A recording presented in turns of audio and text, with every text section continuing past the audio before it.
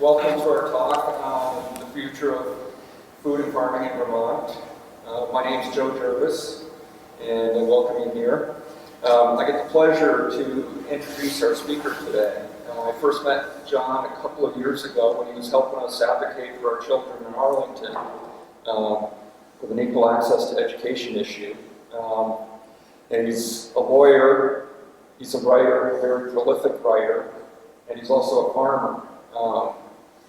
His writings, he's got a newsletter called The Small Farm Republic. It's just amazing. Always teaching you new things. He's got a sign-up sheet for that at the door. So if you didn't sign up for his newsletter, please do. And he's got a brand new book out, The Small Farm Republic. So with that, I want to turn it over to John Clark. Thank you.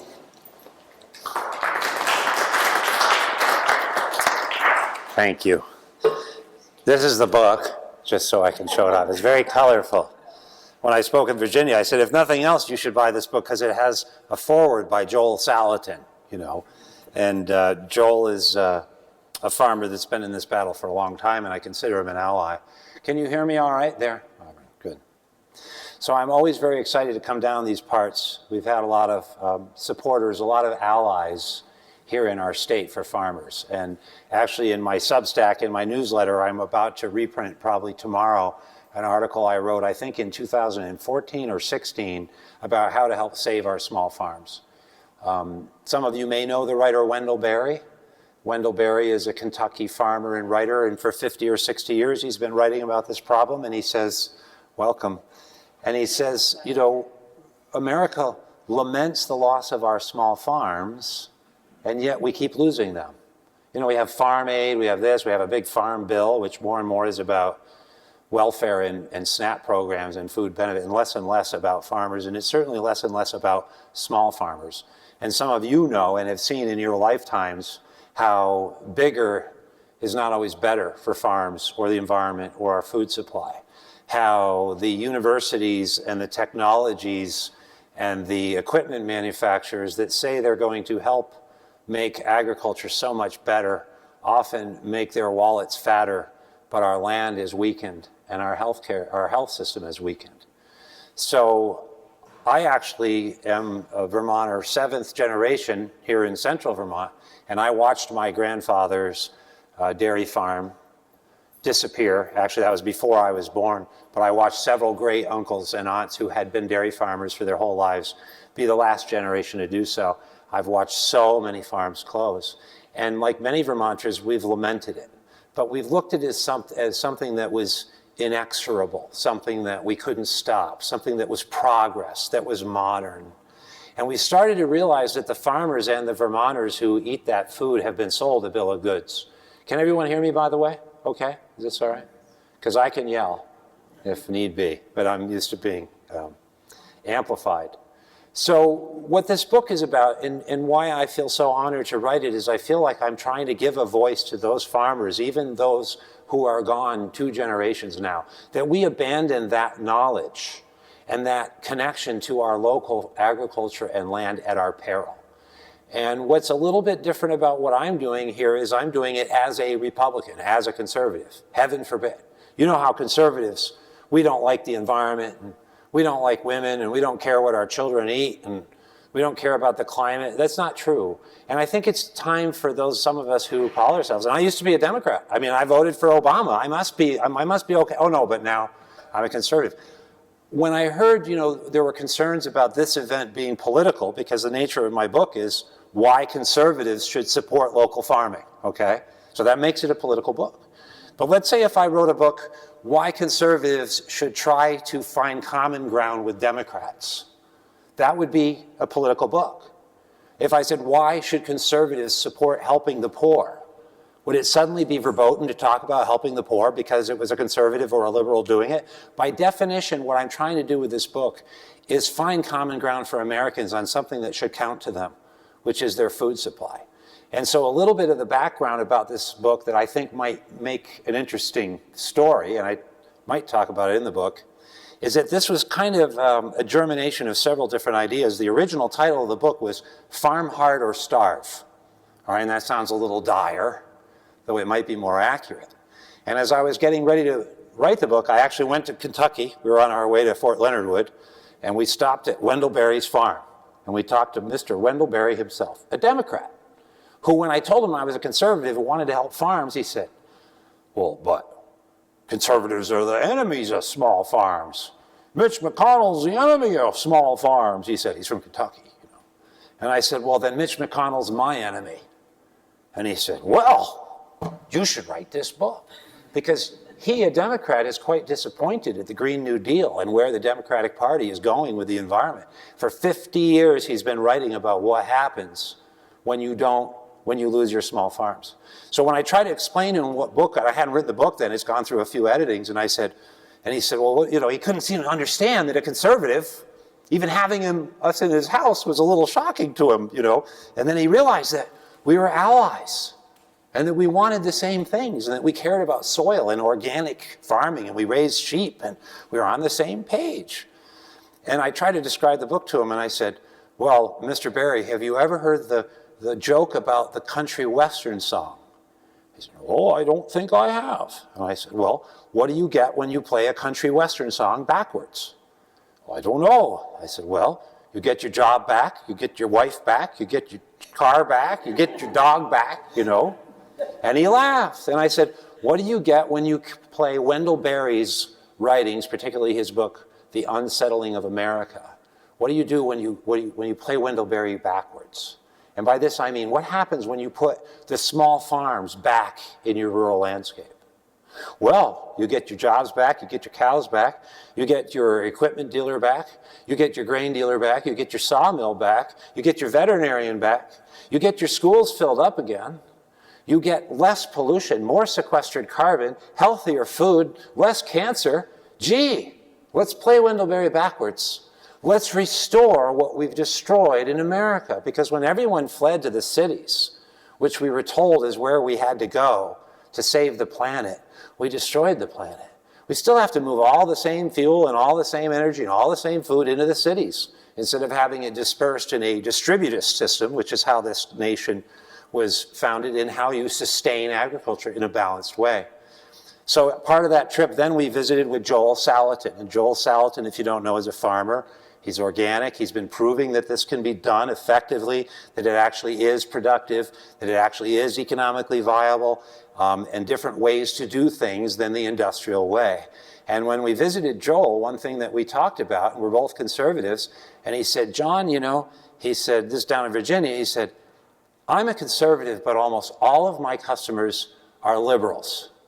He said, you know, so I can't really wade into the politics because I'll alienate my customer base. He said, but how do we persuade more conservatives to stop eating at Chick-fil-A? Chick-fil-A, by the way, is not that good. I tried it when I was down in Georgia. It was kind of gross. It tastes like Wendy's to me. You know, not that I eat Wendy's much. So that was the challenge of this book. How do we make conservatives who have been alienated, particularly by an environmentalist movement that's gone off the rails, as I'll explain in a minute, to endorse something that to them seems antithetical? And you don't have to agree on all things, but I think that this book, that's what it sets out to do. And by that, I want to emphasize this environmental issue. Here's the history of environmentalism very quickly in America. We had an industrial revolution as part of World War II.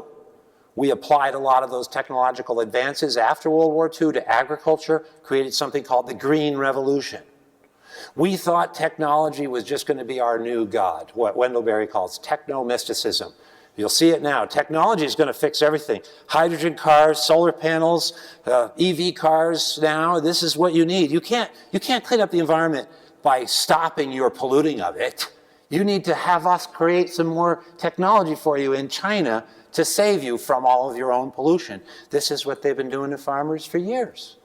This is what they've been doing to us for years, telling us that they have all the solutions. And so what happened by the 1950s or 60s, we had technological solutions for everything. You don't like mosquitoes? Let us spray your whole neighborhood with DDT.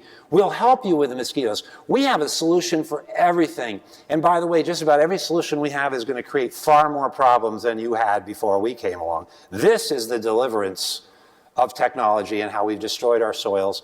And then we head into GMOs and glyphosate and phthalates and BPA and other chemicals, PFAs now, that we're finding in our food. And we're finding that our children are getting cancer earlier, that our life expectancy is shortening, that our children, our young men, have much lower sperm counts than they had. Every year it's going down.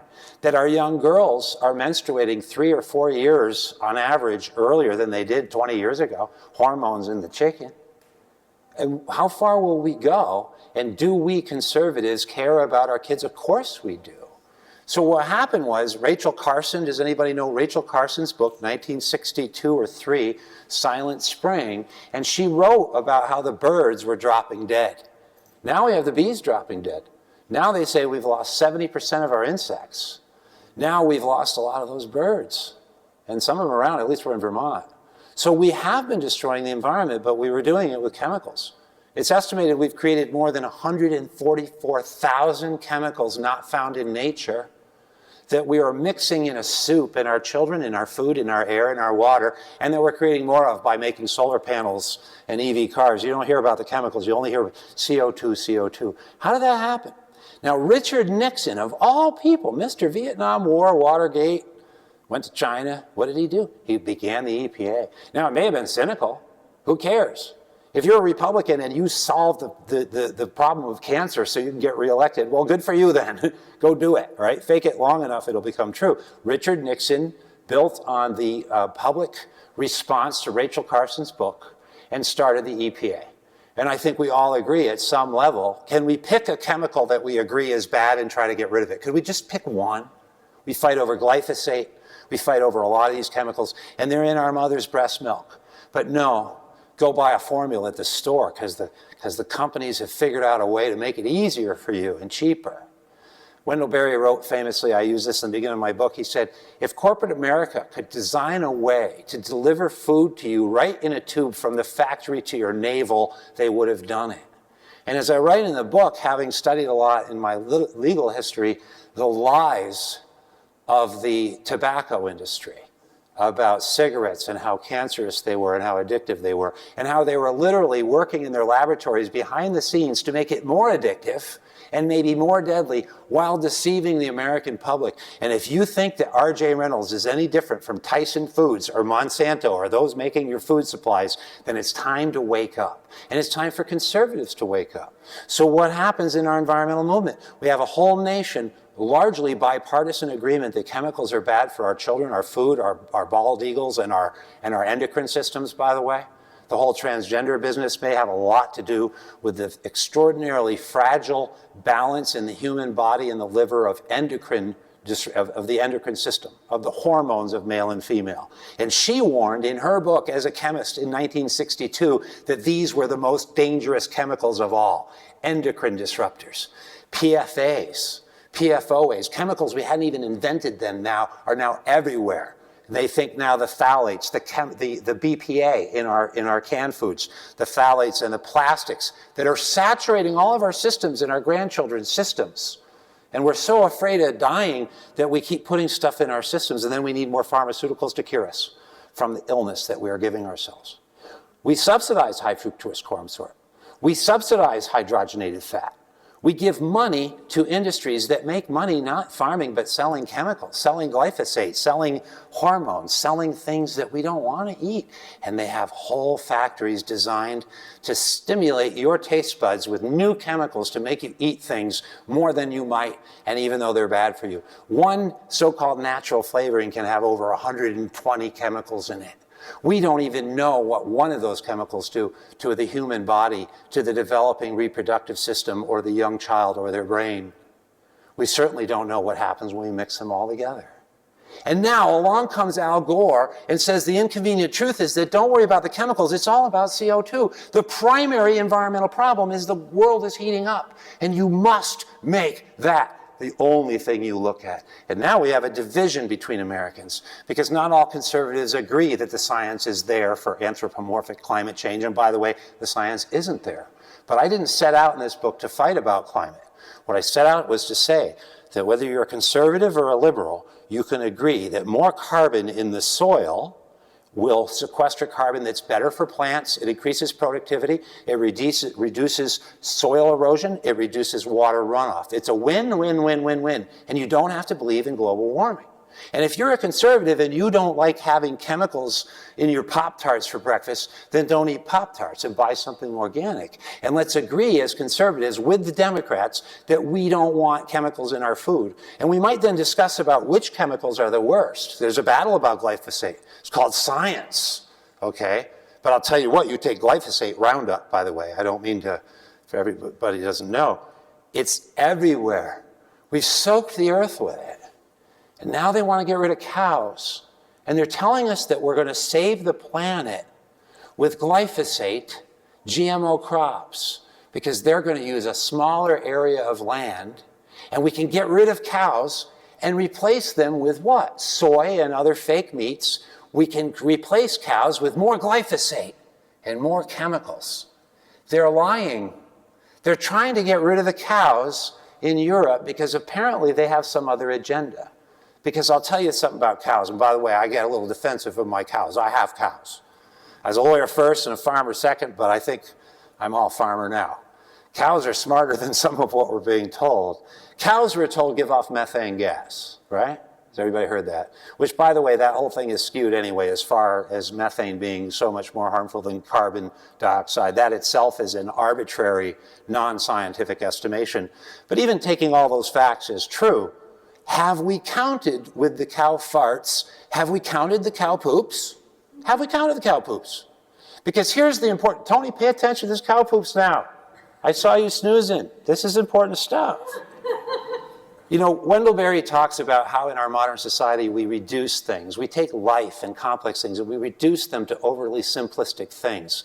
And we become so overly specialized that we lose all common sense. And that's where we could use more farmers and lawyers, maybe.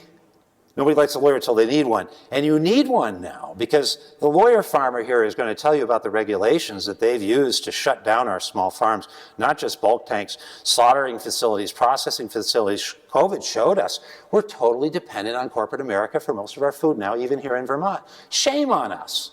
My grandmothers were both Great Depression survivor Vermont dairy farmers, and they would have a few choice words, and they wouldn't be very sympathetic with such a soft bunch of people, would they? Well, if we looked at cows, what do cows produce in addition to flatulence? By the way, 95% of their gas is in burps. All right, just so you know, let's be fair. But 100% of their manure rebuilds soils. Where does Monsanto sell you new soil? Where does Monsanto create, and I mentioned Monsanto, they're owned by Bayer now, by the way. Talk about lipstick on a pig. It's like Exxon Valdez or the other. They changed it just as a corporation. Imagine you could just be a murderer and just change your name and go start again. That's what corporate America does. Thank you, Citizens United. So what if we looked at the cows and what they offer that are assets instead of just their gaseous liabilities? What do we use for fertilizer now? We use synthetic fertilizers. The biggest one for nitrogen is urea. It's manufactured in a factory. It's sold by Dow and DuPont and other companies that are managing our food supply. And it's made from natural gas. What is natural gas? Well, by golly, it's methane. So you want to get rid of the cows who naturally express their methane, who naturally, by the way, when they malign the cows, they blame confinement animals for their conditions. You with me? So they're picking cows that have been kept in an unnatural circuit, and chickens and pigs, but they're not going after the pigs and chickens. Why is that? Why aren't we going after pig farts after all? Because they already control the pigs. Because you can't raise pigs and chickens without grain, and they already control the grain. Because they get billions and billions of dollars of federal subsidies for monocultures, particularly soy, wheat, and corn. We put 92 million acres to corn last year, and it's estimated that we lose 4 to 5 tons of topsoil per acre per year. 450 million tons of soil into the oceans every year just from corn that we subsidize for an ethanol program that we now know more and more from the science destroys more than it saves. The middleman makes the money. Just like the middleman between the farmer and the consumer who drinks the milk. Just like the middleman between the farmer who raises the beef and the consumer in the store. It's a racket. There is big money in farming, and they wanted to take it out of the pockets of the little guy and consolidate it in the pockets of the big guy, and they've done it. And now that's why they want to go after the cows. They want you to buy their synthetic meat. They want you to buy their synthetic meat that's made from soy, that's grown with GMOs, that's grown with glyphosate, that destroys the planet, that causes more erosion, that's bad for your health, instead of eating a piece of a cow. And a cow is a solar creature. A cow eats grass. Grass is a solar panel. It's not made in China. You don't need to burn coal to make it. Millions of little solar. Oh, right, we're cutting them down with soft fossil fuels here. Bad example. Replace your lawnmower with sheep. When you start, almost ready for some, but when? No, it was occurred genetically in the lab making chicken and beef now. Is that true or?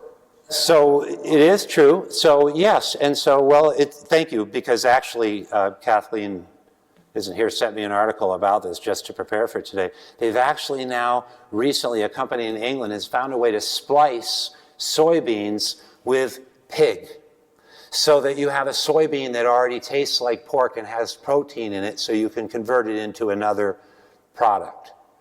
That product will be GMO dependent. GMOs, and this is, I think a lot of conservatives need to understand this. They say, well, organic's not any better for me than conventional food. And by the way, in some foods that's the case. Some of you may know there's a dirty dozen, and there are other foods that you could take risks for. Potatoes get organic, right? Avocados or bananas that have skins on them, you're probably lower risk. So everything's a little different, right? But the GMOs are largely designed not to increase productivity like they say. They're designed to create dependency. They patent the GMO seeds, right? So you as a farmer cannot plant the seed unless you pay them. So this is Monsanto v. Bowman. By the way, this is why I don't like Barack Obama. Some of you probably didn't vote for him. I voted for him. He said he was going to do a lot of things. He didn't do them. He did the opposite. And one of them was he backed Monsanto in the United States Supreme Court, the Obama administration, against a farmer from, I think, Indiana named Bowman v. Monsanto. And in that case, Bowman, what he did was he had grown some seeds, some soybeans, from seeds he had bought the previous season from Monsanto. And he said, look, they still grow and they have all the same properties of glyphosate resistant. Is everybody with me? So I'll back up a little bit. Genetically modified seeds, including corn and these others, are largely designed so that you can plant them, and when you spray them with glyphosate, it kills everything else but them. So they're genetically designed to be resistant. They found certain bacteria that were resistant to this glyphosate, which kills everything else. If you drive around in Vermont about a month ago, you'll see these fields that are totally brown, and then the corn comes up in them. They've been sprayed with glyphosate, or atrazine, which is worse. So what you're really doing is creating a dependency not just on the crop, but on the chemicals. And in Bowman's case, he planted the seeds again, and he was like, look, they still have the same attributes. I sprayed them with the glyphosate. It killed all the weeds. This is great. And Monsanto said, we own those seeds. And he says, no, I grew those right here last year. No. We have the patent. So we own everything in perpetuity about those seeds. Imagine if you were a puppy, you sold puppies, and you said, no, I own all the dogs that ever come out of those dogs. But that's what Monsanto versus Bowman ruled. That's what Mr. Obama stuck up for. Mr. Change you can believe in. More corporate hegemony. Then he bailed out Wall Street. Then he destroyed our GMO labeling efforts here in Vermont nationally. Okay, I woke up. I saw what they're doing, and I want other people to wake up. Don't trust the federal government or the globalists to run your candy store and your food supply. So we get back to cows, and I think cows are an important thing. You'll hear me on my Substack writing more and more. And please do sign up for my newsletter. If you don't like it, you just skip it and read it next time. I hit some different subjects. And I don't expect everybody to agree with me on everything. That's just it. We need to have a conversation. But cows generate manure. And if you want to restore some of that 450 million tons a year just from corn, you better get some poop. If we took 30% of our cows that are currently in confinement operations, where their manure is collected and then mechanically transported out and spread with more equipment and more fossil fuels, if we just let them walk, put them back on the land, even if your productivity drops a little bit, no more grain for them, just grass, just solar panels. The grain is the problem. The tilling is releasing destroying the soils and releasing the carbon to the air. So if you put the cows back, guess what they do? They walk around all on their own, as God made them, eating the grass and crapping all over the place, rebuilding the soils that your chemicals are destroying. Not in the, by the way, some of the biggest water pollution problems are runoff from cow manure because they've been fed way too much phosphate and other things in the grains that have been saturated with these chemicals. Now, what's happened to urea is that it's tripled in price in the last 2 years. Why? Because natural gas went up. Diesel fuel went up. Diesel exhaust fluid, which we import from China, is 62% urea, nitrogen, cow manure, or synthetically made. We import it from China. Our trucks don't run without it. What do Americans think they're going to get their food from 4,000, 3,000 miles away in California if there's a drought or a flood, or from China, or from Brazil? We're getting it from further and further away, using more and more fossil fuels, and all of them are going up in price. What destroyed the local Vermont family farm was a conspiracy by government and large industries to dominate this for monopolizing to make money. And now they can put whatever price they want on their synthetic meat, by the way. They want to get rid of the farmer. They want you to have to go to the factory, like Wendell Berry said. But the biggest reason they were able to do that was technological advances and cheap fuel. And cheap fuel is not here forever. You're either going to see cheap fuel go up in price because we have decreasing supplies and it costs more to extract it, fracking aside, or it's going to go up because of inflation, because of reckless money supply and spending too much money. Either way, all of a sudden, what allowed my Vermont farm and farm families to die was really cheap energy that allowed Ohio or other flat country, parts of the country that are flat and don't have all the stones and geographical problems. Try trucking stuff from Rutland, right? But also, they didn't have a 7.5 or 8-month winter.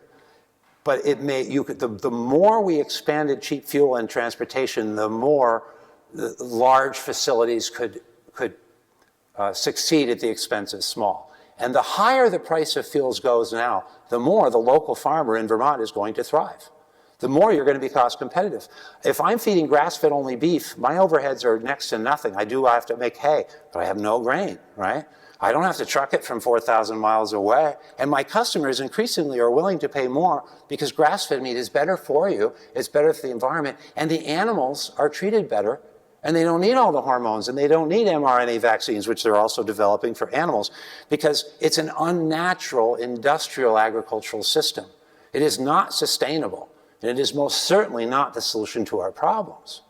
And in the end, one thing conservatives of all people, but again, all people should agree on, is that a local, healthy food supply is imperative for your physical health. We should be supplying local Vermont food wherever we can to our schools and our hospitals, our prisons, our military personnel. How about even the State House? I think some of those people could use some improved nutrition for brain function. On both sides, perhaps. Healthy food's good for everybody. But if we don't do that, we're the most vulnerable people in the history of humanity. No people have become this divorced from their food supply and so trusting independence and dependent on highly processed foods designed in an adversarial system where they're trying to trap and addict you just as much as any synthetic opioid dealer. You want liberty? We fought the American Revolution because we had food supplies. We couldn't have otherwise. It's true throughout history. You want to subjugate a people? We could look at Mao, we could look at Stalin, we could look at anybody. If you take away people's food rights, they'll give up their gun rights, their speech rights, and everything else in the bargain. But we're Vermonters. And you don't have to be extremist or radical to just say that a local, reliable food supply is the backbone of any society throughout history. And we're becoming a tourist state. We're becoming a gentrified state where we actually pay people to let trees grow back sequestered carbon and then sell the carbon credits to companies out in California so they can throw some more stuff out their smokestacks. But guess what? Grasslands sequester way more carbon than trees. This is the science. And I have a compendium here of a lot of books of people who know better than I do about the soil science. But this is exciting. With cows and having more and more animals released out of industrial facilities, there are many scientists that suggest that we could sequester more carbon in just 10 years than we have released in the entire Industrial Revolution. And in contrast, how much carbon will you sequester with a solar panel manufactured in China or here? They don't sequester carbon at all. And when you start analyzing the pollution released in their manufacture, not just looking at their energy conservation or their greenhouse gas impact, but looking at the lithium and the mining and the carbon, the coal that's burned to make most solar panels, et cetera, certainly cows look like a better bargain. And then we could talk about lawnmowers and how we burn 800 million gallons a year in our lawnmowers. And my goodness, even coming down here today, I gotta say, don't mow it when it's this tall, all right? At least let it grow this tall. Don't mow it 3 times a week. You don't need to mow with a $15,000 zero-turn mower. We sell 20 million mowers a year in this country. They don't have any pollution control devices. They estimate we spill more than 18 million gallons of refined gasoline a year on our lawns. That's bigger than the Exxon Valdez, and that's refined gas. NASA estimates we now mow more areas of lawn. The geographical area is larger than the state of Texas. But you'll read people say that lawns are good because they reflect sun and they help us fight global warming, because they don't count all that gasoline or the lawnmowers or their manufacturing or anything else. That's how you exclude the true cost of an environmental impact of something. Everybody with me? That's how you deceive people over renewable energy. If you look at all the true costs, guess what? You know how you stop pollution? You stop polluting. You take personal responsibility. Anytime they tell you that they have a grand new solution that's big up here, Wendell Berry and I got in this conversation because I mentioned, they say, Wendell, that we need to feed the world with industrial agriculture. And he got really upset and he said, you don't feed the world, you feed the local. You feed the village. You know, that's how we raise a child, right? It takes a village. How do you stop pollution? Oh, right. The government will pass laws and stop you. You know, human nature is a little different than that, a little more complex. The bigger it is, the more inefficient it gets. In California a few years ago, they tried to ban people from watering their lawns because water use was going up. You know what happened? People use more water because it's the tragedy of the commons, and people are going to act in their self-interest. So show them where it's in their self-interest. If I'm buying an EV car, does that mean I shouldn't go skiing? Is skiing helping the environment? Are golf courses helping the environment? By the way, I'm not picking on lawns, though I would. I use sheep for mine. I'm trying to make a point. There is a hierarchy of pollution. And when you're polluting to grow food, that's more justifiable, I believe, arguably, more morally justifiable. That's a farmer. Than polluting to go to Aruba for a weekend in a jet with no pollution control devices. Than polluting by buying your 3rd set of Ray-Bans. They don't rot well in the landfill. By polluting when you have 2 flat screen TVs that are this big. They're at a football field. I'm not trying to guilt anybody. Each and every person has to take stock of their own inventory of pollution and start to do what they can, whether it's carpooling or not take a 30-minute shower. Some of us were raised, I was trained to take a 3-minute shower. You know, you conserve water because you conserve water. You keep the dial down to 68 on the temperature in the oil because we've lived through the oil crisis. Remember what happened? The oil crisis went away. We went back to burn, baby, burn again. Corvettes and these EV cars, I got more gadgets on that car than I'm ever going to use, and they all have an environmental cost. There are more buttons on that car. My son was in there showing me how to use it. I'm never going to use that. I don't need a backup camera. I twist my neck. It keeps it stretchy. But they all end up in landfills, and I then walk around with this false delusion that because I have a solar panel, I've helped the planet. And let me just gripe a little bit about solar panels. In Vermont, they're the greatest thing. The government subsidized, get a solar panel. By the way, it costs twice as much in environmental and money consequences to do a rooftop solar array than a solar field. You know those solar fields we don't like. It's twice as many kilowatt hours per dollar spent in a solar field. And when I put a solar panel on a rooftop, not only is it the least efficient, it's still going to end up in landfill someday, by the way. So this illusion, and it's still, we didn't count all the costs of its production. It depends on where it was produced and what kind it was. But I assure you, there was a chemical soup created in manufacturing that. And that it impacted the water and the soil. But what about net metering? You're subsidizing it by taking money from poor ratepayers and giving it to people who can afford solar panels and also who might have a good location for a solar panel. Some people in Vermont, you're pointed north and you've got huge pine trees over you and a mountain, you know, or maybe you don't have 30 grand. So the government will give it to you and then they'll take it from the people that live in a trailer on a fixed income on Social Security that's shrinking every year more and more because of inflation. How is that equitable? Let's just be honest, it's regressive. And I have been running campaigns and dealing with people about this, and the left says, and now I'm getting political, I guess, but it shouldn't matter. Poor people should pay extra because we're saving the planet and we're protecting them. Mark McDonald said it, heard it over and over and over again. If you're going to pay for it, do it, but don't pay for it on the back of the poor and tell us that we're doing you a favor. Because it's costing, according to the Department of Public Utilities, about $63 million a year extra in electricity rates for Vermonters. We have some of the highest electricity rates in the country. We have one of the worst states for sun. We're the 6th worst state in the country. So if you want to get solar panels, go for it. I'm not saying they don't have their place, but they're not salvific. They're not solving the problem. If we took all of our use here in America, just America, if tomorrow we all switched to solar panels and EV cars, it would probably be more generation of pollution than the biggest volcano in the history that killed the dinosaurs. We would destroy the entire planet right then. Then we would see the externalized pollution costs. We go, look, we have free energy forever. Yeah, but we just used up all the natural resources we had on the planet in a blip. And now they're going to end up, geez, we got better technology now. Those are obsolete. Throw those out. It's not a solution. The solution is local. Getting your food more locally. Food's important. So that's what this book is about. It's about why we should focus on chemical pollution instead of carbon dioxide.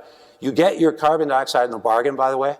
Everybody get this from me. The people on the left that are supporting regenerative or local farming should welcome conservatives who want to stop chemicals. Because if you reduce the amount of chemicals, the amount of urea, the amount of glyphosate, the amount of stuff you're spraying, period, low-till or no-till agriculture where you're not turning the earth over more, you're also reducing the release of carbon dioxide. For conservatives, it's like, okay, good, we need more carbon. We need more carbon in the earth. We'll have more productive soils. We'll have higher yields for plants. We'll get more beef per acre with our cows. And we'll reverse erosion. Now, one of these Green New Deal plans will do anything for erosion. Erosion is one of our biggest crises. You want to see another big crisis in America, and I have a whole chapter to cheer you up about this, because this book is kind of depressing, is our water. We are pumping water out of our vital aquifers at such accelerating rates. It is not sustainable. And when we had a crisis of a drought last year, and Lake Mead, did anybody notice Lake Mead was emptying? Do you know what? They diverted the water away from agriculture to support residential uses like swimming pools and lawn watering. What are our priorities? 9% is the average American food budget in this country until recently, until the COVID inflation. We're seeing it, by the way, if you haven't noticed, food is inflating at much higher rates than the underlying rate of inflation for the reasons I've stated, because the costs of food production and fuel are layered, right? You have to keep, and let alone the fertilizers. So we're going to see a continuing shift where food is going to become more and more expensive, and it's becoming further and further away. I think we should have a unity of interest in trying to bring that home. And one of the chapters in the book that I've written is about young people. I've met a lot of young people. I'm excited about it. They want to farm. Can you find some land, young person, 25 years old? Can you find a nice 100-acre piece of land in Vermont to raise food on when somebody else is being paid money in a hedge fund to use current use to grow trees back, to sell carbon credits to some California company or, you know, Bill Gates and company, et cetera? No, it's a real problem. So there's a chapter in here about how many young people do want healthy food, do want to return to the land, and they need people like farmers who have that knowledge to hand that baton on to them. They also need some regulatory relief, and they could use some funding, short term. The book in the policy chapter suggests that we stop funding monocultures. Left and right, we should all agree. Let's stop giving money to large corporations to poison us. We're going to put a sugar tax on food to help people not be obese. Why don't we stop subsidizing high fructose corn syrup instead? With me? We literally are subsidizing something that gets people sick and then taxing them for using it. Geez, is anybody starting to see the picture here that we're just getting picked dry? Let's just stop subsidizing the hydrogenated fats. Let's stop, it's made from soy. There are huge industrial interests here. These are billions and billions of dollars that could be liberated back into rural communities and young families, because there are more young people that want to live in the countryside, and they work with their multiple degrees on a computer from home, and they want to eat healthy local food, right? So it's a win-win here. We need buyers of food. We need to be able to pay more for better quality food. We've reduced our cost of food down to 9% of our average income, and that's changing. But that's one of the reasons we've looked the other way. We've cheapened our food. It's reckoned that half of our food ends up in landfills. Methane. We don't value our animals. They come out of factories. There's no blood. We don't have to look at what happens. They're all wrapped up, so they rot in the fridge. We'll throw it out. We'll get some more Doritos. We don't value our food supply, and we do that at our peril. We should pay more for food. You should pay 10 bucks a gallon for milk in today's value of $1, and you should thank your farmer for producing it, not go to try to, because when you buy the cheapest, you may be paying, just like the externalized costs of some of these productions, you buy the cheapest, you may be paying later in cancer, high blood pressure, hypertension, diabetes. The list goes on. Talk to any nurse. Probably 85% of all illness in this country is because we eat crappy food and we don't want to exercise. We want a pill. We want a technology. We want an easy way out. We want Bill Gates to give us VAT meat. No. Bill Gates wants to control VAT meat, not to save the planet, but to preserve control and profits. You can patent VAT meat. You can't patent my cows. You with me? So look at the cow issue and talk to people and ask them about this cow fart thing. We all laugh about it, right? But they're doing it. They've just called to eliminate 200,000 cows in Ireland. They've been calling to eliminate thousands of cows and farms in Holland. Where will they replace the food? Right. Big brother industrial ag is coming to sell you something you don't want to eat, that's not good for the environment, not good for you, that only they own, costs a lot of money, because it's patented. You could research there, by the way, back to your question, there are a number of different technologies being developed for synthetic meat, and they grow them in a lab, and they grow them from an animal's cells, and they grow them with toxic plants. So somehow we're going to remove the cow from the equation. We've already removed the farmer from the equation, and it has not helped our communities. So if we started to support our local farms, and here in Vermont I ran on this a couple of years ago, and I've just expanded it for the federal level. Let's take the money that we save from subsidizing monocultures, billions of dollars, and just take part of that over a 5-year period and give young people or anybody who wants to farm, give them a grant, give them an incentive. How about give them 50 cents on the dollar credit for every pound, every dollar's worth of food they sell? Now you could get some people involved. According to Joel Salatin in his books, it takes about 5 years to get up to speed to learn how to farming. So how do we get people back to land again? You can't reclaim your farmland once you pave it. Once you spray it with all your lawn fertilizers and kill all the soil and the microbes, you don't reclaim that quickly. And you abandon that at your peril. And to all be living in suburbia, we're all mowing our lawns and our food comes from far away, future generations are going to look back and say that was folly. So this is a book that's trying to tell conservatives, and I don't care who you are, but conservatives in particular, don't look down your nose at the idea of local farming. And by the way, I'm not a purist either. Local grown conventional food may do less harm to the environment than an organic item that was shipped, let's say, from China, even if you could trust the labeling. So the closer it is to home, regardless of whether it's organic, the more likely you are to know the farmer, to know how the animal was treated, to know what input costs are there, and to reduce the transportation inputs, which we see are also vulnerable. What would an electromagnetic pulse or a fiat currency collapse or an international war do to our food supply in America right now? Those people in the Great Depression have some lessons for us, and we're not listening to them. We're on the precipice of a potential disaster, and it wouldn't take much. So that's my cheerful message. I've gone a little over because, as I hope you can tell, I'm very passionate about the subject. I think it's really, really important for people to stop being divided over things. And there are those who want to divide us even over food and come together. And if we can't do that in Vermont and create a voice for the country from Vermont, then we're in big trouble. Because Americans need to learn how to raise our own food and get back to that foundation. And it's a win-win.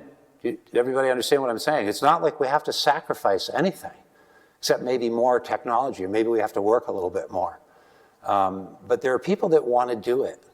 And there are economic forces that are coming to make it more viable. I hope everybody understood what I'm saying. With rising prices, Vermont could be back in the game. We cannot meet the out-of-state demand. Vermont cannot meet the out-of-state demand right now for our meats, for our beef and our pork and our chicken. Why not? And our government is, by the way, moving to expand our processing facilities, and they've relaxed some of our laws for processing. So we have a golden opportunity in this state, but all 50 states should have it. So at any rate, thank you all. I'm so grateful that you've come, and I would love to answer any questions, hard or easy, preferably hard. Yes, ma'am. I'd like to know if the Chinese or if Bill Gates has bought any land in the state of Vermont. No. I don't know. I'm guessing. So it's interesting, we hear about this, and what's interesting, I think, about the Bill Gates thing, and you don't have to necessarily see a big conspiracy. He says the reason he's buying up so much farmland is because his investment advisors tell him to invest in it. Well, that actually makes sense because they're wise, and because long term, you're going to need food and it's going to get more expensive. It's a good investment. And so, as an attorney, I don't want to make an allegation I can't prove of some nefarious motives. But what I can say is that he has no intentions of using any of that for regenerative or organic from his own statements. He plans to use it either to rent or otherwise use for conventional industrial systems. And that's what his patents are built on and a lot. And now he has the new, it's called APEEL. Has anybody heard of APEEL, A-P-E-E-L? It's an acronym. It's a new preservative. So you can extend the shelf life of foods even longer, and that hasn't been tested very well either. And the new splicing of genes of chickens, and it's not been tested. We don't test it. Actually, the FDA and the USDA, you can put a chemical in food in America until you prove it's wrong or harmful. You don't have to prove it's healthy. It's the other way around. And so we become the guinea pigs. So what's interesting about your question is that I don't think that really Vermont's on the map much for Bill Gates or the Chinese. We don't have mass production of food. We're really not a very hospitable place to farm. It's cold, it's mountainous. Our highway system is horrible because we're trying to get around the mountains. And we've let most of it grow back. We used to be 97 or so percent defoliated. We had no trees. We had no deer. We had lots of sheep. I'll show you pictures of my sheep if you want. Sheep are neat. What's the other benefit about sheep? Same as cows. Grass only. There are only so many animals that you can be linked to the land with in your farm and be truly independent. And they need to eat grass only. Good luck with pigs. They need grain. So I don't think Vermont has a lot of attraction because it's not really where the farmland is in this country now. But once again, how do we help with that pressure happening for investment? How do we help young people farm? We need them to farm. We want them to farm. We want them to raise their kids here. We lost 30% of our student body in the last 30 years in this state. Well, why not? Why live here if not for the rural communities and the cows grazing and to raise your children on farms? It's a great way to raise children. Is it the most technology and do you have the best internet? No, maybe your children will learn better, feeding a cow, right? And we know this intuitively, but we don't want to do it with our kids. But they want to do it. And we just need to help them do it. We don't have to do it. The average farmer in America is 60. I'm almost there, and my knees are bad. But boy, I want to help young people do it. I get excited when I see young people, anybody that wants to farm, because it's a win-win. Why would anybody be against that? John Kerry, who's our climate envoy, recently said that they may have to shut down some farms in America because I'm tired of calling it a climate change problem. It's a climate crisis. It's all this history, this fear, be afraid, be afraid. The CO2 is going to kill you, so we're going to take your cows. You're not taking my cows. So that's why he's not in Vermont, I don't think. It's not a place where you can buy 20,000 acre tracts of land that are cleared and ready to grow soy. And it's also a very short crop season. It's a terrible place to grow food. But we have very exceptional cheeses and milk for that very reason, by the way. If you study this, animals that are raised in arduous mountainous climates like Switzerland, they have higher levels of CLA and the linoleic acid and all the good stuff that, and it's a totally different meat. Grass-fed meat is a totally different meat from grain-fed, and it's healthier for you. Yes, sir? With the collapse of the Dutch government, how do you see the situation in Holland playing out? So I love that question. Thank you. And I forgot to mention how important this is. What happened? Did anybody, any conservatives here? Doesn't really matter. What happened in Holland? They went after the farms, and I have to understand, Europe's a little ahead of us. This is a global effort. The World Economic Forum and others are saying that in order to save the climate and human health, we have to control food too. So we're going to take care of you now. And by the way, we have to control everything, but without going there. So the EU has been at the forefront of this, and the EU has been putting a lot of pressure on Holland. Now, you may have seen the protests, hundreds and hundreds of farmers in the streets, and then also in Belgium, now in Ireland. Those Dutch farmers, you know, and that's a great place, by the way. Holland is wonderful, very flat. Interesting backstory. Why do the Dutch people, you didn't ask for this, but you'll get this. Why do the Dutch people have one of the most productive agricultural systems in the whole world? I think they're supposed to be the second largest exporter, depending on who you read. It's because of the Nazis. It's because the Dutch participated with the Allies in something called Operation Market Garden. Anybody remember that from World War II? I think it was the one where they went a bridge too far. They tried to cut off the Nazis and it failed. Boy, were the Germans mad at the Dutch. So they instituted an embargo and they cut off all their waterways and they imposed a horrible famine on the Dutch. You can research this. They died. It was bad. So they started farming. It was as if they didn't trust anybody else with their food supply. The very existence of this amazing wealth of food production, which, by the way, you know, it's not totally organic. There are some environmental problems. But in answer to your question, they won an astounding victory in their parliament as a result of this. I think they call them the Farmers' Party, or you probably are following it. There was a political success for people who supported farmers. Well, that's what I'm saying. This is about supporting farming as an environmental policy, because we agree that farming, by the way, and here in Vermont we've done it, is the place where you can most quickly reduce carbon and other pollution while improving your food security, your food health, your human health, your animal health, your animal welfare, reducing the use of hormones. It's all just a win-win-win-win good thing. But it's an environmental movement, and it is politically attractive. Part of the premise of this book is that Republicans, we don't have a good record on the environment recently. We used to. Do we want to? Because voters care. It's a really high priority issue for voters until they can't eat. Studies show, this is politics too, 92% of Americans care about the environment. But if they can't eat, it goes right to the bottom of the list. That's the same with watering your lawn in California. I care a lot about the environment, but I want to keep my swimming pool up and I don't want my lawn to die. This is the tragedy of the commons. So I think Holland has a lot of implications for the US. As far as what it means right now, I'm not sure. Would it put a halt on the EU? Ireland apparently is already backing off of their stated intentions to eliminate 200,000 cows. The farmers are still protesting. So I think it's an affirmation of the ideas of this book that people do respond, because there's something else really important here. We only have about 1% of Americans are farmers. Farmers need their consumers. Consumers are nowhere without their farmers, and the farmers are nowhere without their consumers. It should be all of us against the middlemen. And that's what I think is starting to happen in Holland. Do you have any other insights or about where you think it's going? I think it's a hint in a direction where either the political forces have to respond to the voices saying, you know, so maybe we don't wipe out as many farms? Or is it the beginning of a nascent political revival as a sort of retaliation against the neoliberal, draconian, totalitarian domination that's really unfolding in Europe? That's what's happening. And actually similar questions could be asked on a different tangent in Germany, where the whole nuclear, you know, the nuclear push there, there's an anti-environmental movement pushing back because people can't afford it when it's 4 times as expensive. That's when they start cutting down trees in the Amazon, when you've got to feed your kids. People will deal drugs to feed their kids. They certainly are going to throw some plastic over the bank or put formaldehyde in their milk, you know, their milk tank. We have to make it viable, these plans, and many of these plans are not. So I actually think that Holland is a real bellwether for the world about where this is going to go, and we need to defend our cows. Other questions? What's your take on Maine's constitutional amendment to the right to food?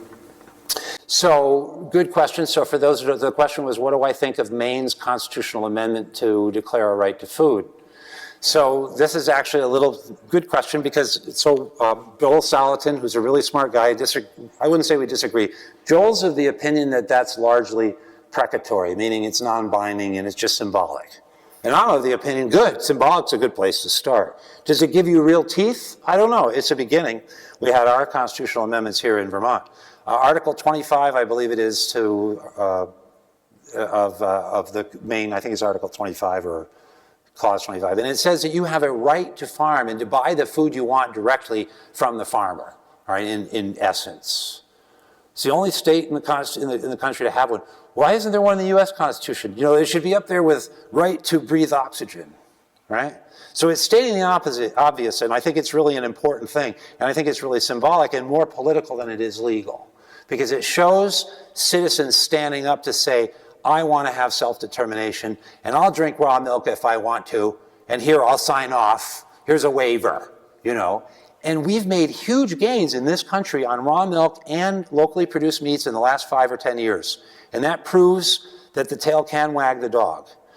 It's also important because it's local, and not just statewide, but local. You guys in Wallingford have had quite a battle over chickens. Has anyone been following that? There are draft chicken regulations for Wallingford, I think it is. They're like 3.5 pages long. When you have 3.5 pages of regulations to raise chicken eggs, you got too many bureaucrats in the mix. You got to get some farmers in there the way it used to be. Why would it be against the law to raise chickens? Oh, but I don't want to listen to your rooster. Oh, I don't like that smell. Do you know how bizarre that would have looked 100 years ago or to just about any culture in the world? Food should be a priority. We've done just the opposite in this country. We put our recreational enjoyments above our food because it's only 9% of our budget. Wait till it's 50% of our budget when housing costs and everything are going up. So fighting local zoning regulations is really important. Whether you're in a big city, right to farm laws, you know, people are growing rooftops, people are growing aquaculture, people are growing with fish.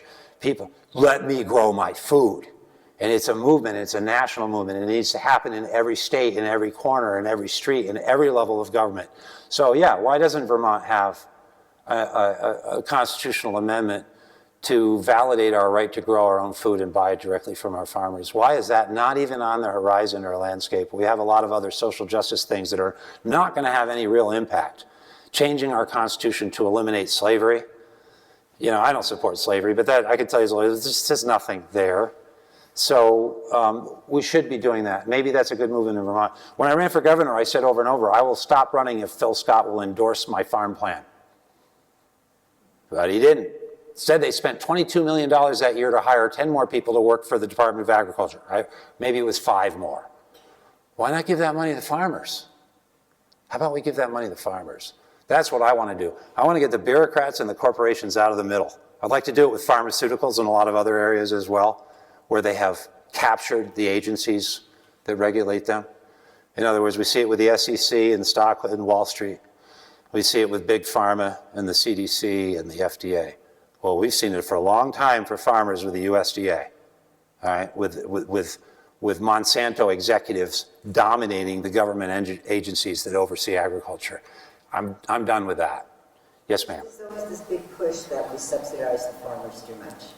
And they said, oh, but they grow the food and then they have to dig it under, and so we're paying them to not have the food. Mm-hmm. So what's the deal with that? Well, so sometimes we do that, and maybe it makes sense. You know, the idea of the USDA, and particularly the Farm Bill, was actually a good one. It was a Great Depression thing. Great Depression came, guess what happened to the price of milk in Vermont? Cut in half overnight. So depreciation. People were dumping their food out. It was a crisis, and if you ever study it, I mean, farms were going under everywhere across the country. They even had farmers that would go to auctions and buy everything back for a nickel per cow so that the banks couldn't get it. I mean, it was, again, that kind of populist revolt. So the idea was that the U.S. government would step in and buy those excess crops and then distribute them to people in need. It's a good idea. But it's morphed, as so many things in government, into a bureaucratic entity. The Farm Bill now is over 70% of it goes to the SNAP program, and it's really a welfare bill, and many have called to bifurcate or split it off from the actual farm subsidies. Interestingly, a lot of that food then, which is subsidized to begin with, then you have too much, so you buy it back. Now you subsidize its processing, and now you've turned it into stuff that's making all the children you're giving it to through the SNAP program fat obese, diabetic, and cancerous. So let's give them some more. How do you make children eat healthy food when you have factories designing chemicals to make them eat stuff that's bad for them? You know what I mean? It's really letting the fox in the hen house. But in answer to your question also, you know, it's kind of, there's a lot of misinformation out there, and it's a complex world, so we have to do the work to dig in. And if you dig in, you'll find that actually most of that money is not even going to the farmers. They're flow-through entities. And by that I mean they're conduits. Most of that money, if you look at the bottom line, even of the larger farmers, they're only scraping by. Most of that money goes through. It goes to the equipment. They bought a $400,000 tractor. They bought chemicals. They had to buy fertilizers that have tripled. Here in Vermont, in 1 year it went from $450 a ton to $1,100 a ton for urea fertilizer. And last year with that drought, a lot of farmers didn't fertilize because they couldn't afford it. Those who did got horrible returns because of the drought. So you're almost better off if you're not fertile. Either way, your yields go down, and you need to replace it with something. By the way, over time, these chemical applications reduce yields. This is what we're finding more and more, and why organics, you know, we do stuff with our cows and sheep. You just wouldn't believe, totally using animals to restore soils. So I get a little off track there, but so a lot of times, a lot of this money that we say, oh, it's going to the big farmers, it's not even going to them. It's going to Monsanto. It's going to DuPont. It's going to chemical companies. They're chemical companies. That's who dominates our food supply. Look at who owns most of the food in the world. They're chemical companies. They're the guys that made Agent Orange and didn't comply with contract, gave our service people illness and never paid for that either. How much longer are we going to let these people run our farms and our food and our children's lives? Yes, sir. How do you propose that we start people in, like the town of Manchester? How can we take the land that's just sitting there and not have somebody start farming? Great question, and that perhaps is the most challenging question, and why I try to start with a list of potential ideas, of policy ideas. So once again, we have a lot of people that want to do it. We have initiatives in this state. They tried to pass a bill 2 years ago, H283. They wanted to put a farmer of color in every town in Vermont. All right, so so let's talk about farming, because I don't think farms care what color you are. I don't think cows care what color you are. And I don't think when you drink the milk it cares. And the markets for those commodities are available to everyone. But that shows a gross misunderstanding that, first of all, Vermont has a long history of very suffering, poor white farmers. For a long time. A lot of them are still here. And that privilege they had, somebody wasn't here for the 40s and the 50s and the 60s when my parents and others lived here in abject poverty. But also, you're talking about putting people in farms where there's no farmland. We have towns in Vermont, like especially up in the kingdom, where no one lives there. Like the town of Lewis, population 0, and you're going to put some people in there to farm in the middle of the woods in the Northeast. Why would you do that to anybody? My point here is, what's that? Glastonbury right here. So my point is, you've got technocrats or bureaucrats making up laws to solve farming that don't know anything about farming. But we're also encountering a problem, which is that the land has become so expensive that it is cost prohibitive. If you want to be a good free market capitalist, what do? Form a commune? Some people are. Communal efforts or group owning, people owning land. How about landlords who want to lease to people? There are a lot of voluntary associations that could be done to do that. But, I kind of liken it to say, if you don't want to get cancer, stop giving it to yourself, right? Don't go look for the pill and the chemo. Stop eating the Fritos or whatever it is. You have a long list, Well, if you want to bring the small farms back, why don't we stop doing the things that has made it so impossible for them? So first of all, let's help the processing and other regulatory structures for those young people to be more profitable. Second of all, let's have our Department of Agriculture help connect them with distribution and marketing systems to Boston and other places out of state where they can capture a lot of money. When Jackie and I started raising lambs 25 years ago, it was $2.40 a pound hanging. It's now $8 to $10 a pound hanging. And I have a list of people waiting for my lamb because they've learned. And they're willing to pay a premium for an animal that was well cared for, that tastes better and is healthier for them. They've learned. And there's more market availability. So we have to do it both sides. So we help at regulatory, maybe we give them a loan, maybe we give them a grant, maybe we give them, some young people receive a trust fund or inheritance, and they might make that jump if it was economically viable. Because I'd actually put the chicken, or the horse in front of the, behind the court, in front of the cart here for a second, because why would I do it anyway if I can't make $1 at it? And what I'm saying is I believe, and I think, I'm very confident that we're on the verge of a golden opportunity to reverse all these cycles. Now, in answer to your question too, Vermont is pretty well poised to do that. Try doing that in many parts of Massachusetts, Connecticut, New Jersey, that used to be very much a farm state. Vermont still has a lot of land, which they want to conserve in what's called rewilding, by the way. And they've actually passed a statute that by 2050, half of all of our land will be rewilded. Well, I'll quote Wendell Berry to say that that's terrible. I found it interesting as a conservation principle to just set land aside as how somehow it'll just take care of itself. The best stewardship of land is farming, or a balanced stewardship of managing the land. The farmers know what the productive parts of the land are. Good forestry isn't just let it grow all until it burns down. Neither is it clear cut at all. Good forestry is take out the crappy trees and leave the good ones. This is how Europeans do forestry, by the way. America, it's our creed. Let's take down the good trees, let the crappy trees stay. We are rapacious. We have to be better stewards. Can't Vermont do that? Can't Manchester do that? Can't Manchester, both locally and with state funding and federal funding, because I'm not looking for a handout, I'm looking for a free market, right?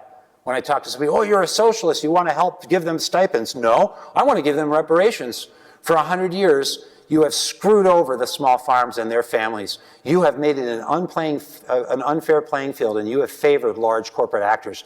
Let's take some money back out of their coffers, and for an interim period, help restore that vital foundation of every society. So why don't we do that and then make it both economically viable, more restricted, relief in regulatory restrictions, more subsidies for vets. We have enough small animal vets. We need some large animal vets. We don't need any more cats and dogs. We don't need to microchip our cows. We need to microchip the cats. You need to have the animals for large animal vets to make a living. Exactly. Otherwise, they're going to starve. And you know what else, though? You need to have enough money off it so that you don't make more money off the cow when you charge me $50 for a farm visit than I do. You're with me, right? My margins can be so low that if I hire the vet, I would lose more money hiring the vet than slaughtering the animal. Does that make sense? Because my margins are so low. If my margins were higher, I can afford you. But now you're slaughtering a sick animal. That's not. Well, that's correct. That's right. I can't, but it depends on the nature of the illness. But yeah. No, I just did. But no, I've actually made the decision. We had a sick pig once, and I think I spent $100 to fix her and gave her antibiotics for like 2 weeks, and then I shipped her for $75. But I got her well first, but I felt a duty to the animal. This is the stewardship we lose in industrialism. If you can't look the animal in the eye and kill it yourself and guarantee that it had a good life, then maybe you should be a vegan, because you've just put it to somebody. And I don't mean to be negative to anybody else, but there's something very profound about killing an animal that you love. But without that killing of it, it couldn't have a life. I can't keep cows as pets, though I kind of do. Are really profitable. Yes, Bob, you had another question, sir. No, I'm just thinking about the number of farms, and this is an example in an area now that used to be good farming. It's still good farming, but I can think about 10 farms just in a row. Only 3 now are still viable, and there's the kids coming out don't see any opportunity to keep farming. So Yeah. they're leaving. So what's going to happen, or how do we go about changing? Well, yes and no, and you've hit your finger right on it, and let's use some more numbers. Vermont in 1929, the beginning of the Great Depression, had about 27 or 28,000 dairy farms. Now, these were what I would call peasant or distributist farms. These were small farms. These were the one we rent right now. I met the guy who recently returned there in the 50s when his dad sold it. He had 12 cows. And he actually had machines. My grandfather, they hand milked. If you had 10 cows, that was a lot of hand milking, And so also what you had with those farms is you had a distribution of the pollution consequences. Their cows weren't as productive. We have more productive cows now. But they also were likely to have a few sheep, maybe a couple of pigs. They probably raised vegetables. You actually had a network throughout this state of a mosaic of biodiversity and animals that were available. I was talking to somebody, if you have a sow right now and you want to find a boar to breed it, you've got to buy a boar. It's hard to find it. You know, that whole culture of our agriculture has largely gone. And now we have about 550 farms, and they're largely consolidated. We might be producing even more milk. But what happens when there's a breakdown like the Great Depression, when you're milking 1,300 dairy cows 3 times a day on a $2 million milking apparatus that's dependent, and you're burning 4,000 gallons of fuel a week to bring in your 1,000 acres of corn? It doesn't do well, and it's not distributed. We've talked to people in the Great Depression here in Vermont who will tell you stories about how people are walking up and down these dirt roads, raiding people's gardens just to eat. Can you imagine how it would look now? We were a nation of 100 million people then. We're 320 million now. We were a nation of largely agrarian life. And even if you weren't a farmer, you knew people who were. And now we flocked into our cities. COVID showed that vulnerability. COVID showed that my grandmother's saved 3 weeks of food in the basement for a reason. And we go to McDonald's because there's nothing in the fridge. Average people, not that I don't eat McDonald's. Scratch that, please, from the, my wife wouldn't let me. You'd leave me if I went to McDonald's, wouldn't you? Sometimes I joke, well, we're going to go to McDonald's just so she can laugh at me. But we used to eat at McDonald's because we didn't know better. So that's what I'm saying to people too. We're all ignorant to some degree. Let's reduce our ignorance and find out more about our food and our farmers. And then let's pay the extra money to that young couple with the infant on their belly that are making sausages. Or pay the extra for it. Because one of the things I started to mention earlier, one of the things we need to tell people is when you're buying organic food, maybe it isn't that much better for you. I went through some are more toxic than others. But it's better for the environment. Maybe I'm buying organic food not because it's healthier for me, though it is usually. When in doubt, leave the chemicals out.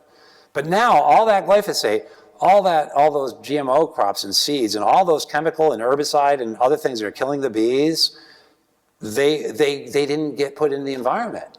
So an organic choice is not just a health choice, it's also an environmental health choice. And that's what I think more conservatives don't understand. Yes, sir, you had another question. You mentioned earlier the carbon sequestration aspect of it, but the war on fossil fuels goes hand in hand with agricultural policy.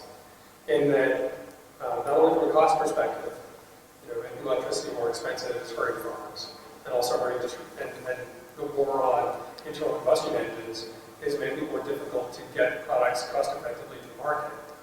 But also, further down the road, it's going to make it more difficult to farm harder areas. And if you look at the advancements they've made in Israel, where they're able to farm what was formerly desert, if the planet is warming, you're going to need to be able to desalinate water and move it to places that are getting dry. And doing that with increasing electricity costs and without fossil fuels is not going to be viable. Well, and I totally agree, and actually there's a vicious cycle going on that's tied to monetary policy. You can't really divorce it. Fossil fuels can go up in price for a number of reasons. You can have a crisis with OPEC, all right? So now you have decreasing supply and a maintained demand. You can have increased demand with an overheating economy where supplies are stable, so supply and demand. But there's another one, and it's a petrodollar. We equate all of our products into the US currency. And in the last couple of years, we saw, I think in 1 year alone, I think it was in 2021, a 27% increase in money supply. Unprecedented in our history. And, and this is about monetary policy now, so this is kind of my background, and I don't mean to have the eyes glaze over. But inflation is everywhere and always an issue of monetary policy. This is Milton Friedman, this is classic. And the temptation is that if I'm in government and I spend $10 trillion or $10 billion or whatever on my cronies or my art project or my, social justice plan, by the time that inflation hits you, consumers and wage earners, you can never trace it back to me. That's the temptation, right? That's the tragedy of the commons. Money Mischief is a great book about this. And that's what the Biden administration did. When Donald Trump, whatever you think of him, when he spent $10 trillion or whatever it was and put us into a hole, He gave tax benefits to low-income people, whether you like that or not. He doubled the standard deduction, I believe. He also allowed repatriation of funds, billions of dollars that came back tax-exempt to this country.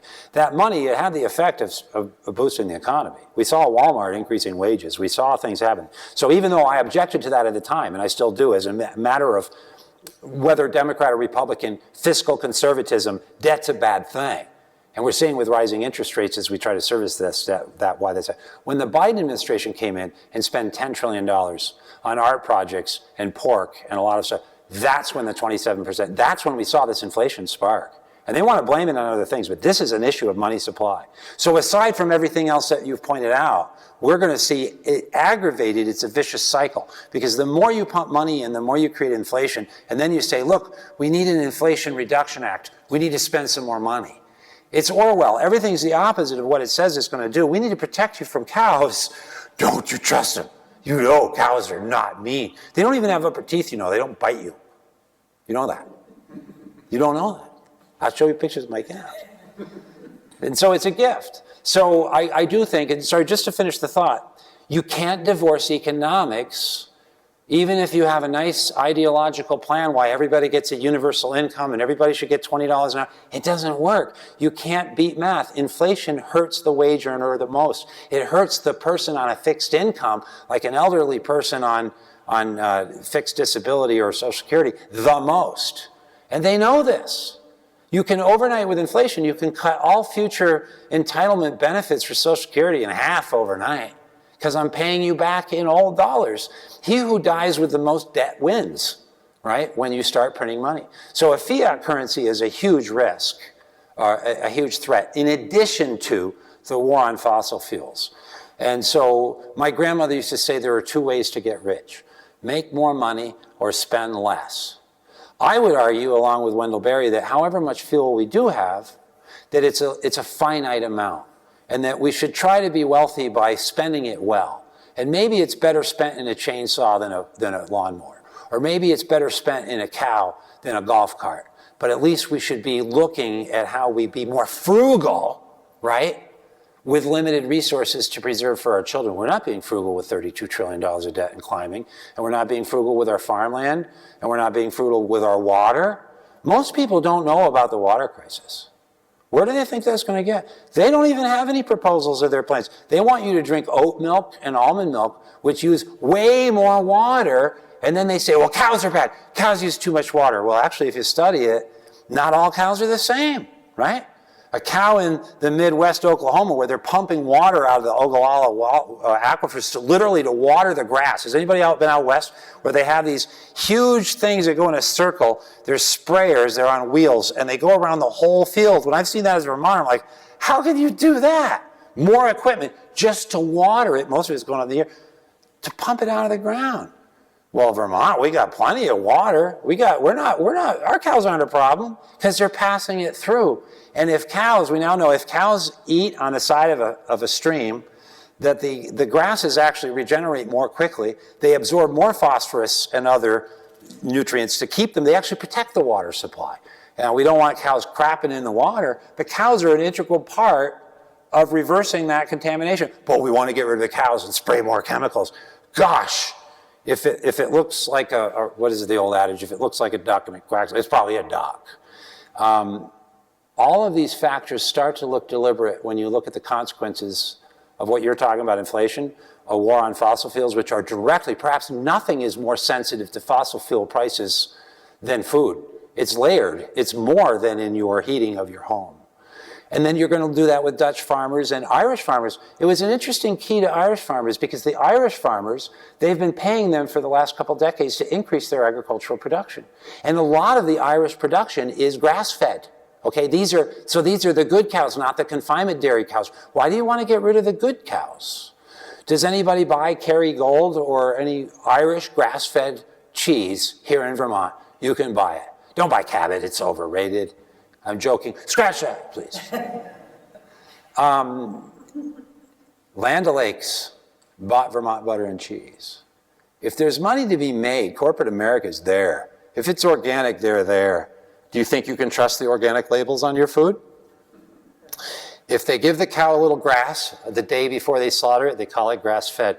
The best resource, I mentioned it here, the best resource I suggest people read is the book Beyond Labels by Joel Salatin and Sina McCullough, which goes through page by page and helps you navigate the labyrinth of what's on the labels.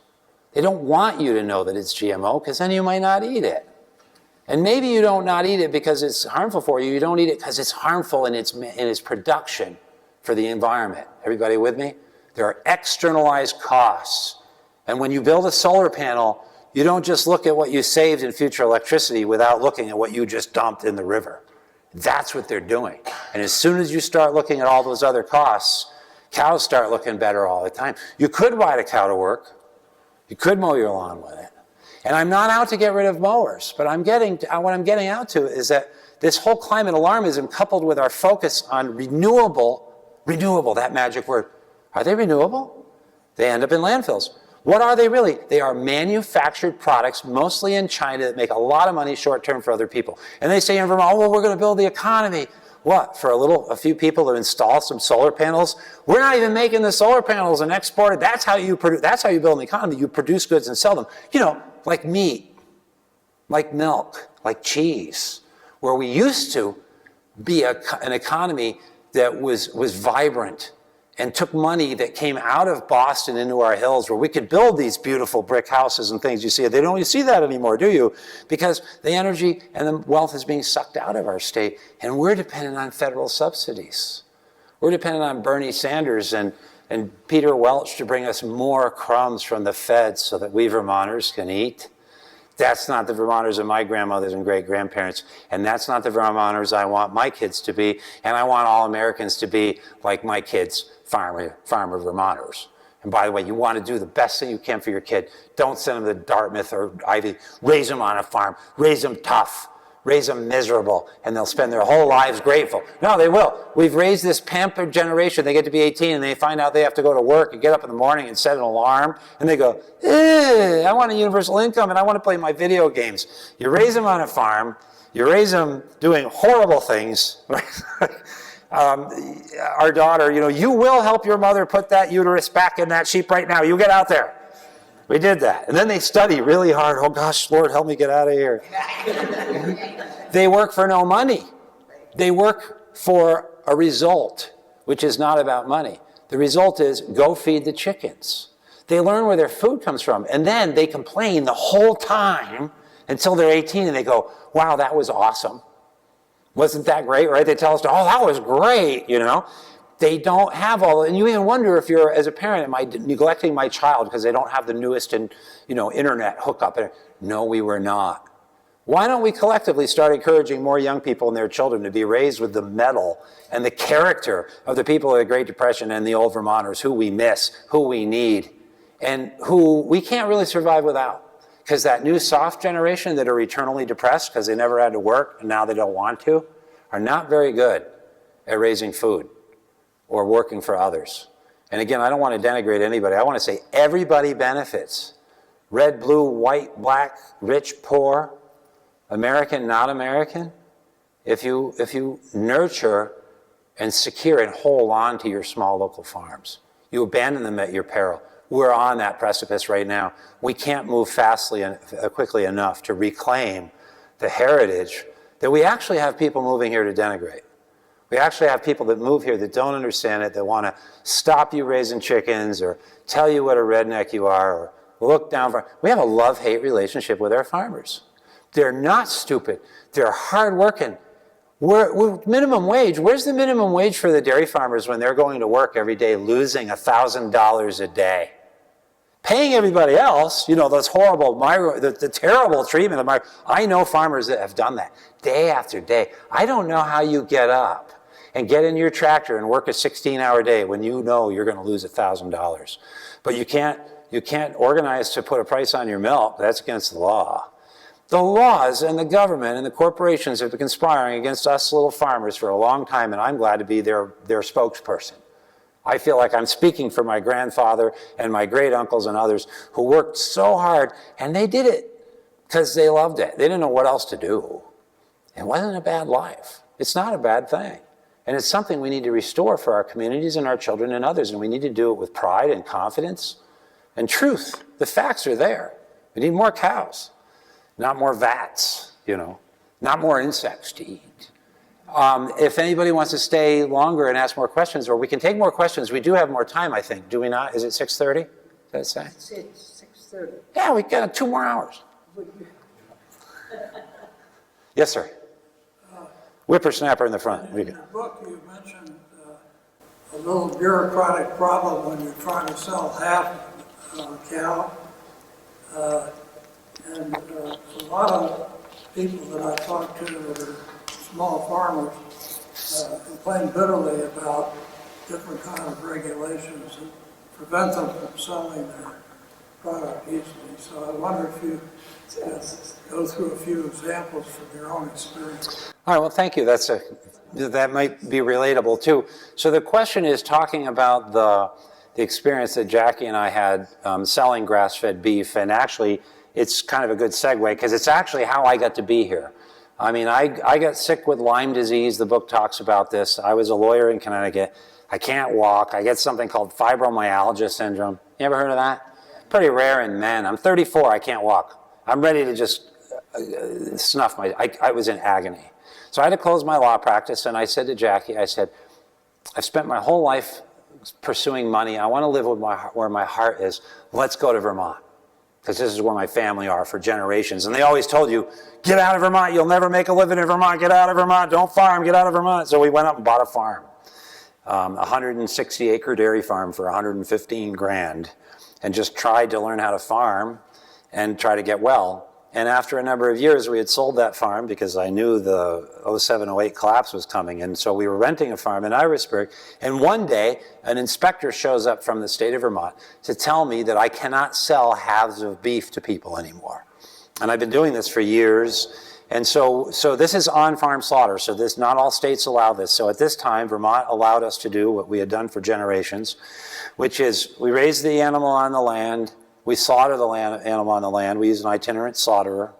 That's their profession. They bring their tools. And we then take the animal to a local custom processor. Not a USDA-inspected facility, but a local Vermont processor. They used to be all over the state. There are a bunch of them in the kingdom. So when the inspector shows up and he says to me, and now my lawyer thing goes, I'm just living in the woods on a dead-end dirt road. Leave me alone. He didn't leave me alone. And he said, you're trying to sell a half a beef. And I said, well, yeah, I do, because my customers don't buy a whole beef. A whole beef fills 2 stand-up freezers. It costs about $5 grand. You'd have to be a rich Catholic. No offense to Catholics. You don't have a big family, right? I joke. And also there's a Muslim market, by the way, for a lot of these animals. I should say ethnic, because it's Muslims and Jews. Their animals need to be slaughtered humanely, not in a factory. They won't eat it. It's called kosher. It's called halal. Should be against my Christian religion too, as far as I'm concerned. I like to know my animals are well cared for. It's my duty to see that they're slaughtered. There's no more humane way to slaughter an animal than on farm. It doesn't have to be trucked. It doesn't get stressed. You give it some grain, it never knows. It's what people have been doing for thousands of years with reverence. And now I can't do it. So I said to him, I said, well, what is the premise of that? And he said, health and safety. I said, well, how is that beef healthier or safer? I'm still cutting it in half. I'm still processing it the same way. You're still doing all the same. And they also wanted me to only sell by live weight. All right? So when I sell an animal right now, like if you bought a lamb from me, I would charge you so much a pound hanging weight. So that's the weight of the animal after it's been skinned and gutted. So if I'm live weight, I said to him, well, what do you want me to do? How am I going to weigh my cow? I'm going to have to put my cow in a truck, pay a trucker. You're going to put it in there with all that bacteria from all the downer cows. Make me truck it down to the commission sale where all the sick cows go, right, Mr. Veterinarian, right? Put it in with all the downer cows and weigh it, stress it out, sends up its cortisol levels, weakens the immune system, reduces the quality of the meat. Truck it back, then I can kill it. I said, what do you... And they wanted the people who were buying the cow to be president. No, let me come to... That's this year. So this is where they're still creeping after us. Thank you for pointing that out, darling, though, my darling bride who has put up with all this. She's an RN, so it's very helpful when you're putting a uterus back in a sheep when you're a lawyer to have an RN. And so I said to him, I said, well, how is that benefiting the animal? You're exposing, that's not helping health and safety. In fact, nothing about what they wanted to do did help health and safety at all. And I gave that poor guy an hour of my lecture as a lawyer, and I said, well, what do you mean hanging weight? And he said, well, or live weight. And he said, well, you can only sell a live animal under the statute. If you sell a hanging animal, it's not a live animal. I said, that's absurd. I said, have you ever heard of it? Have you ever watched Trading Places? Pork bellies? Have you ever heard of the Chicago Mercantile Exchange where I can sell you 1,000 bushels of corn at the price 6 months from now? Of course I can sell you a live animal by hanging weight. And I could see him wobble with that. He didn't seem to have his heart in it, and he left it. I said to Jackie, I went in, and I was really upset. Plus, they just showed up. They can do that, the farmer. They can show up. And so I said to Jackie, I said, you know, the farmers don't have the money to hire a lawyer. They don't make enough money anyway. $350 an hour to fight to preserve this. And by the way, the people at risk from this were not me, the farmer. I could still sell you a beef processed at a USDA facility. They're going to put the processors out of business. They're going to put the slaughterers out of business. I know people who have been doing this for multiple generations. Their fathers' fathers did it. It's an art. They work hard. They don't make a lot of money. It's good, honest business. Why do you want to put them out of business? So I went in to Jackie. I said, we have to fight them. Because if the farmers can't afford the lawyers, and if you hire the lawyers for $400 an hour, they don't know what they're doing anyway. They don't know how to make a bale of hay. How can they do anything to help a farmer, you know? So I said to Jackie, I said, I think we have to fight this. And my beloved wife said, yeah, go get him, honey. It wasn't quite like that. It was more like, all right, here we go again. Better not to get in his way. So I called a press conference, and I brought the Newport Daily Express, who I wrote for, and Caledonian Record and the Barton Chronicle. And you can still find the pictures of me out there from 2016 when I called a press conference and I announced with all my cows, hugging one of my cows, that I'm going to keep selling halves of beef. And you need to come arrest me and put me in jail so I can prove why that's unconstitutional. And they started coming after me until I got all the other farmers and the processors and the slaughterers from the kingdom to come down to Montpelier and visit Dave Zuckerman. He was the head of the Senate Ag Committee at the time. And they were horrified. We rednecks came right out of the woods and everything. And I wore a suit. God, I couldn't wash it off of me when I got home. I hate going in that place. And we won. And they repealed that bill. And that bill, 2 years later, had a sunset provision, and it would have banned all unfarmed slaughter. Now, we won, and we in Vermont won with our Department of Ag. Now, we won because we were very squeaky wheels. We were Horton Hears a Who, right? We are here, and you will not compromise our slaughter traditions and weaken our animals and make us sicker. COVID showed it. During COVID, a lot of people moved to Vermont. Most of you probably don't know this. Grain sales, we buy organic grain. You know, we don't use grain, but we use a little grain for our sheep right before we breed them because it increases their likelihood of twinning, and right before they lamb because it gives them the nutrients they need to produce the milk. Otherwise, it's a strain on them. Well, their grain sales tripled during COVID. Anybody notice land prices went up in Vermont and there's no inventory? A lot of it is second homes, and people have more money than they have common sense. They got billions of dollars. They don't know how to boil an egg. I'm just saying.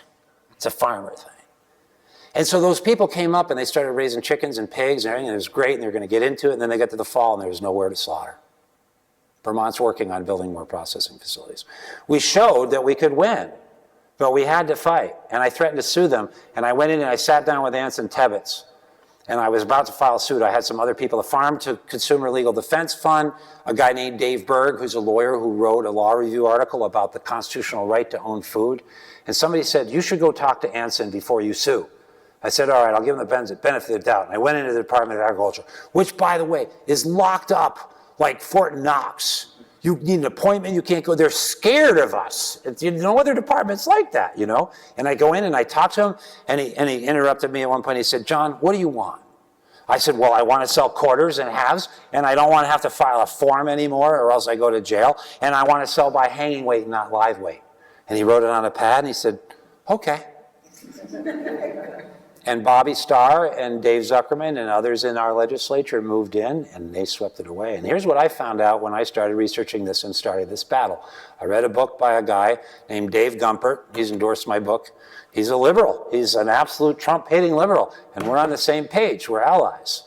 And he wrote a book called Life, Liberty, and the Pursuit of Food Rights. And what he showed is that large corporate entities insidiously to control our food supply by using the federal government to give large grants to state departments of agriculture to hire more people, expand their budgets, to increase their health and safety regulatory oversight of the local state. They don't pass it at the federal level, they pass it at the state level. That's what happened in Maine. It's a great book to read. It tells you the whole story of Maine and how they were shutting down the farmers or shutting down us as chicken processors because they want to make us have to go to their teat from the factory. You with me? We only have like 10 or 12 processors for all of the meat in the country now. It's become really cheap and really vulnerable. So that was the beginning of me, and they wish they never came to my farm. And I wrote, because I would have just still been sitting there. I didn't know about any of this stuff. And I wrote him a letter to the Department of Ag, to the guy, Eric Holmgren, and I said, and by the way, if you ever want to come to my farm again, you call and make an appointment, or I'll show up at your house, bureaucrat. And I was partly being playful, but recently I wrote an article about that story on my Substack. I retold the story, and I got an email later that day. Hi, John, this is Eric Holmgren. That experience with you working for the state where I worked for 17 years made me realize how wrong it was. And I quit my job there, and I opened a processing facility in Orange, Vermont. If you have any cows you want to bring by. So I'm bringing a cow to Eric Holmgren, the inspector who showed up at my farm. True story. Thank you, Eric Holmgren. There are a lot of people that know. And one of the things that Dave Gumpert showed me in his book is that it doesn't matter if Phil Scott wants to stand up for farms. If the Department of Agriculture is receiving $1 million a year from the federal government, they're still going to be there receiving the money long after Phil Scott's gone. Literally, the bureaucracy transcends our elected representatives. Everybody with me? That's how they take over the candy store. Insidiously, they sneak one step at a time. Let's call them out. And so now, Tony, good question, we could start looking at other areas of food production. Wendell Berry wrote about this problem in an essay in 1978 called Sanitation in a Small Farm. It's 3 pages long. It's in his essay collection, I think, What Are People For? I highly recommend it because in 1978 he told us in 3 short pages exactly what I'm saying now. Nothing's changed. In the aim of health and safety, they came in and they created a whole industry with lots of shiny metal and lots of increased expenses, but it didn't seem to help health and safety at all. In fact, it seemed to destroy our farms. That was Kentucky. Joel Salatin, same fight in the 80s in Virginia. They came and seized a whole bunch of his calves because he hadn't complied. There's nothing wrong with him. Nobody's getting sick from on-farm slaughtered beef. They're getting sick from E. coli, from sick cows, from huge facilities that treat animals the way no human ever should. And then they grind them all together. So you go buy one of their cows, you get 1,000 body parts in your hamburger. You buy one of mine, it's Fred. We'll name it for you if you want. We'll make it up the day you pick it up. You want, I don't know what his name is, Fred. And I'm sexist. I don't like to kill girls. That's why I told Jackie, I think I'm a sheep hoarder, not a sheep herder. I keep all the girls back, and they keep giving me more girls. And now we have 56 sheep. Thank you for that question. So it's interesting, though, the more you dig, the more you will find these kinds of insidious regulations that make no sense. And let me ask you, back to the other gentleman's question, if it's a synthetic chicken or a synthetic beef, or it's beef from another country, do you think it should be labeled that? Do you think, well, but it isn't, and they don't want it to be, and they're not testing it. So that's a simple enough thing that, once again, bipartisan agreement for all parents and grandparents, whatever skin color, whatever party color, doesn't matter. Why is it you would conceal that? You can, under federal law right now, you can bring a beef in from another country, grind it up here, and call it USA beef because you ground it up here. It's deception. Yes, ma'am. China bought Smithfield over. Yes, they in most. They don't label it. You don't know. And most people don't know that. They don't know. And yes, the butchers in the meat stores. So where'd your pork come from? Well, I don't know. Well, did you get any from Smithfield? That came from China. And actually, no, Smithfield is a U.S. company. They own it here. Yes. They make the animals, But you don't know what's going on. correct. And they are wise because they're securing a future food supply for their population. You know, but here's a little story just to give you a really creepy story. So some years ago, you may remember that cats and dogs in America were dying or, uh-oh, there's a warning. Go away, technology, what a pain in the neck. I didn't even know it was my butt doing that. Sorry. So you may remember, does anybody remember this? That there was dog and cat, there were dogs in particular that were dying of kidney failure and other problems here in the United States. So this is how this worked. Just as with baby formula, there are requirements to measure how much protein or nitrogen is in the food. So they found, and I say with baby formula because they did this in China too, they were putting melamine, which is an industrial chemical much like... Was that 15 years ago? It was about 15 years ago, yeah. And they were putting melamine in there because when you went to test it, it artificially registered as if you had the requisite nutrient components in your milk or your dog food. So it looked like, you know, you see your dog food, it'll say 27% protein or whatever it says, right? And so the melamine allowed Chinese producers to kind of sneak through, and the food was inferior to that advertised based on a false test from the trigger of the melamine. Problem with melamine is it gives you kidney cancer and kills you very quickly. So being a lawyer and trained in how industrialism works and profits and everything else, and also as a farmer understanding, I said to myself pretty quickly, if I'm a corporation and I'm sitting on a warehouse full of 48 tons of Chinese dog food, thank you very much for coming. Thanks, John. God bless you guys. Nice to meet you. No, that's good. Thank you. Yeah, that's right. You go. Advocate for farmers. So I just sort of did common sense, and I was like, there's no way they're shipping that food back to China. You know, let's return it to sender. No, that's a lot of money, right? This is a bulky item. They're probably not going to want to pay money to put it in a landfill. That costs money per ton. You know, that's why they make hydrogenated fat, so they can feed it back to us, what's otherwise garbage. I said, I know, they have to feed that to animals. And I went out and researched it, and sure enough, they had diverted all of that dog food to pigs. And the FDA did get involved in this one. I think it was the FDA, it might have been the USDA. And they seized over 12,000 pigs that all tested positive for melamine in their bloodstream. That's what the food system will do to us. It will always favor profit if it can get away with it. And we can't trust the regulators because they're on the adversary's side. Now, this is happening in the stock market, but I submit that it's a much higher stakes for us when it's our children's sperm counts and cancer risk and future happiness and autism or transgenderism or depression or so many other ailments that are preventable if we just policed our food and those who are supposed to be policing it for us. So let them have Wall Street, but let me have my farmland back. We got 10 more minutes. Do we have other questions? And I am signing books if people would like to contribute to this effort. Vermont state's policy towards farms. They want to keep and develop the industry. So, you know, Vermont farmers, we're not big fans of the Vermont Department of Agriculture, but I want to give credit where credit's due, and I do. And I think that they have listened to the farmers. I think they still, like so many bureaucracies in Vermont, are growing faster. You know, when I ran for governor, one of my mottos was, farms close, bureaucracy grows. Schools close, bureaucracy grows. There's a common theme here. But having said that, as with Anson Tebbets, and there has been money set aside to expand our processing facilities. They're building them. Vermont is getting a clue. Vermont could do a lot more. We could definitely expand our support for farmers, particularly with marketing and distribution out of state. We have an untapped need. We actually also have thousands of sheep being raised in this state that nobody seems to know. There are little clusters here and there. There are young people moving here. They are already here, both to eat the stuff and to grow the stuff. And some of them are bringing their own money. Like I said, you know, if I inherited 200 grand and I wanted to go farm, I'd want to know that I was still going to have 200 grand after 5 years. You know, the old joke, you know, what did the farmer do? Won the lottery, he farmed for 2 more years, you know. So I want to give Vermont credit, but I really want to do is light a fire under them. Whatever they're doing, they can do more. And I want them to be rewarded for that. And I want them to feel that they're partners with farmers and their customers. So, you know, I don't want to malign the whole department.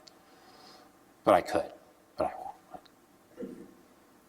And I also think that there are good people and bad in every organization. So look at Eric Holmgren. He saw the light and he left. I wonder what he'll tell me while I'm getting that beef processed. Maybe we shouldn't talk about this on the record. That's how I find out. Just talk to your farmers. They'll tell you. And you know, a lot of times it's not one size fits all. You know, a lot of farmers face different problems, different regulatory problems. There are issues of size, topography, economics, local regs, you know. So it comes in different flavors. Certainly, we want to encourage our Department of Ag to be responsive. And so you know, there's more to be done, but we're doing a lot better than a lot of states. We expanded our slaughter rights. We do things that are illegal in a lot of surrounding states. Nobody's getting sick. They should do what we're doing. So I'd like to give credit to Vermont, I guess. And take some for the farmers that helped that happen, or this would all be illegal, you know, already. We dodged a bullet. Are we wrapping up? You're all awesome for coming and being so patient to listen to me ramble on for so long, but I hope you heard something that you can take away and help equip others and yourselves to be confident in this battle. I think a lot of it is that it is complex. We've really only just scratched the surface of a lot of these issues, and they're all interconnected. You know, water, soil, chemicals, health, culture, security, they're inseparable. Yes? You guys, don't fight, ladies, don't fight. Sorry. Is there any legislation now that we should be paying attention to that's going to affect farming? Good question. There is at the federal level the Prime Act.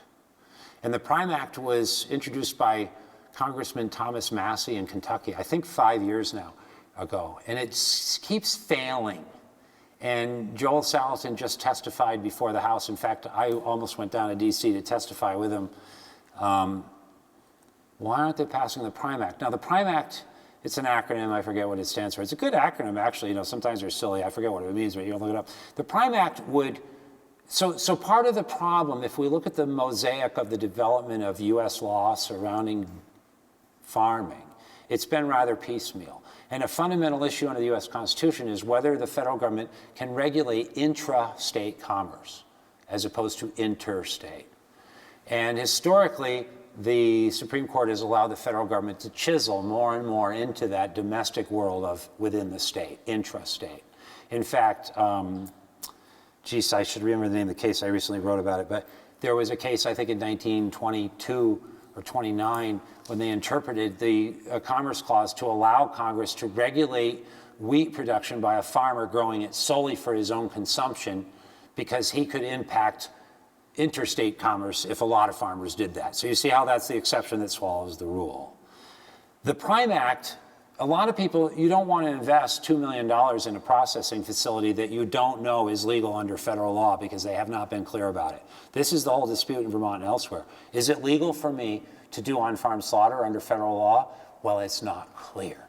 And it has to do with the definition of the animal, so et cetera. And so the Prime Act says this. It says a farmer can raise animals for resale in cuts of meat. So right now I can sell a whole animal to you, hanging, but I cannot sell cuts. If I want to sell cuts, if I want to sell you a T-bone, then I have to process my animal at a USDA facility, and it won't, so the custom process is all stamped not for resale. The animal, you're basically buying the animal from me and having it processed, right? So what I want to be able to do is maybe I want to go to the farmer's market and sell cuts of meat, but I don't want to take my meat, you know, an hour and a half away to the federal facility or pay the increased costs, or I want my animal to be treated humanely. So I want, under the Prime Act, to be able to do what I'm doing now, go to a local processor and sell to a restaurant or a customer or other facility within Vermont. Now, right now, according to Joel Salatin, all the Republicans are pushing to support that legislation, and all the Democrats are saying health and safety, health and safety. And if you say, have you got any evidence, any scientific, you know the science, to show that my customers are at an increased risk if you were to do this? No, there is no, it doesn't exist. It's about control, power, and profits. It always has been. So yes, push the Prime Act. It's obscene that it hasn't passed. There's no justification for it. And if you go research that and watch Joel Salatin's testimony, you'll see the emperor with no clothes. It shouldn't be a health and safety issue. It should be a states' rights issue. Both. It should be a states' rights and health and safety issue for the states, right? And how I mean, are our senators feel about this?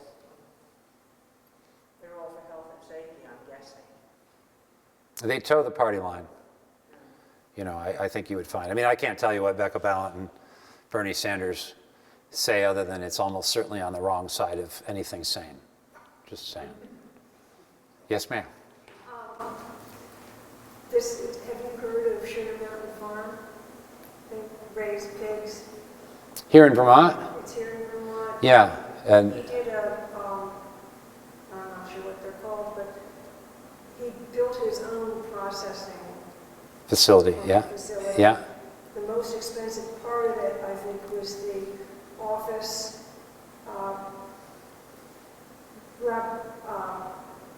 laboratory facilities and paved parking for the Mhm. came in with the stamp. Yeah. Yeah, I may have heard the name, but yeah, but was he successful in doing it? Yes. In our experience, so it's Jackie and I, and we decided there was no money in milk, so we decided to make cheese. So here I am, a lawyer, it's kind of funny. So we designed and built a milking parlor where we milk cows on one side and goats on the other. The goats came up a ramp, you pulled a rope and they came up a ramp and they'd walk 12 heads? Is it 8? And Jackie would milk both of them, and I helped make the cheese. So we built a cheese house, and we have to comply with the Vermont's pasteurized milk ordinance. And we have to put in a bathroom, like you mentioned.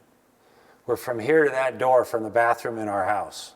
We're the only 2 employees on the farm, but we have to put in a full bathroom with a septic system, sink, toilet, etc., that we're never going to use, as well as a lot of other things. And so that's where it starts to become cost prohibitive, because that's just one example. So when you tell me that, but I do believe that Vermont has tried to streamline some of its regs as applied to processing facilities.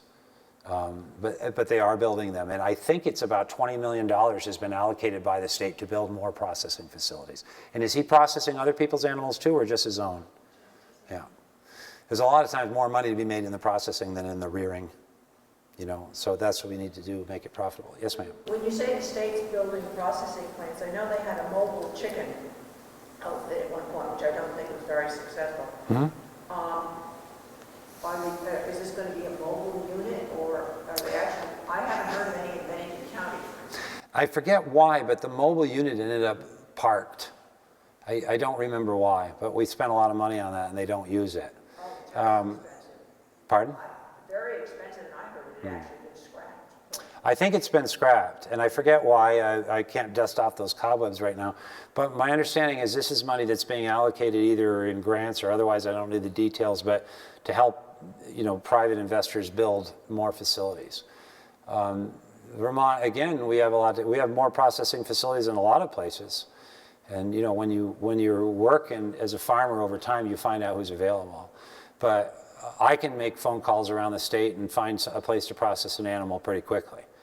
But a lot of states you can't do that. When we were in Virginia a couple of months ago, we heard of a farmer who had a beef and he went to have it slaughtered. And there's a 1-year waiting period. There was quite a waiting list last year. With the drought and other problems. Well, one big problem happened during COVID because if you had like 2 sick people in a processing plant, you shut down the whole plant. Now you can't process your 15 million chickens a day. So we started processing meat out of Brazil. We increased beef imports 57% from Brazil that 1 year, while American farmers were slaughtering their beef and throwing them in the ground because you can't keep feeding an animal indefinitely with no market. So when you're in Virginia and you've got a beef ready to slaughter and you have to wait another year, do you know how much that thing eats? Not even counting the labor or the, you know, you're talking about, you're losing money. You might literally shoot that beef and throw it in the ground rather than, you know, that's waste. And that's simply a matter of processing. When we have all this just-in-time inventory and container ships from China and we're doing all this great stuff and we're going to splice pork with a soybean, but we can't even just do what we did 100 years ago. There's something rotten in Denmark when Vermont can't feed itself anymore without the federal government or somebody putting their imprimatur of regulatory approval on us. I think we will wrap up if that's okay with everybody now. I'm being told. Oh, we have to get out. Insurrection. Thank you all for coming. Thank you very much.